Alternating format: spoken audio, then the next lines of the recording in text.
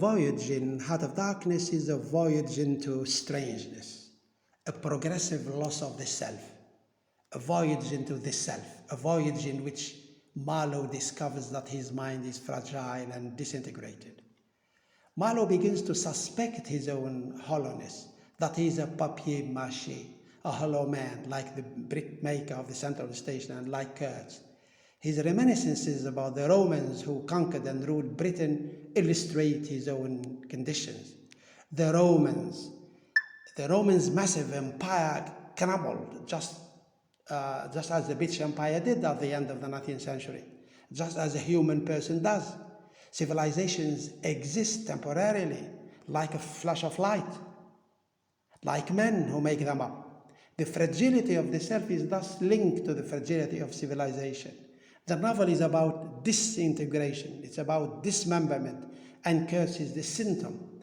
Kurtz begins to be like a god or demigod and allows himself to be worshipped. Kurtz's deficiency is that he lacks restraint. He has lost the social consciousness.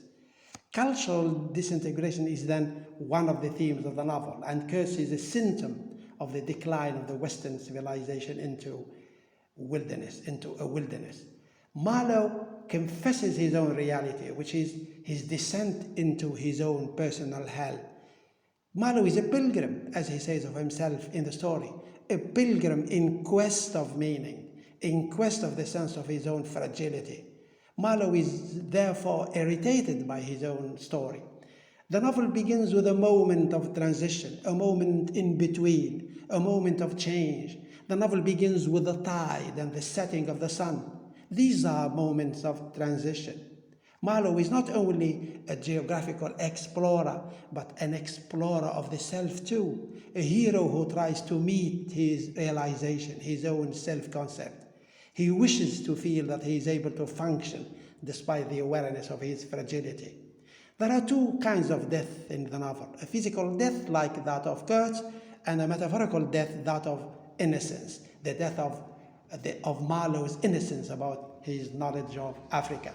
And Marlowe, towards the end of the novel, returns home and encounters Kurtz's intended, that is, Kurtz's fiancée.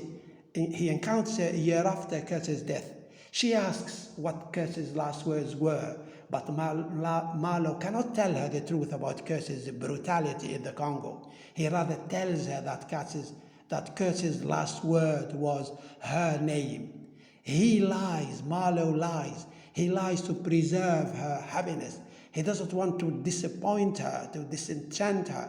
He keeps repeating, one needs a belief to face the darkness. That is, the need to act against egotism, against the self.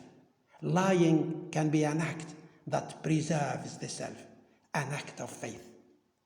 Follow me for more on English literature.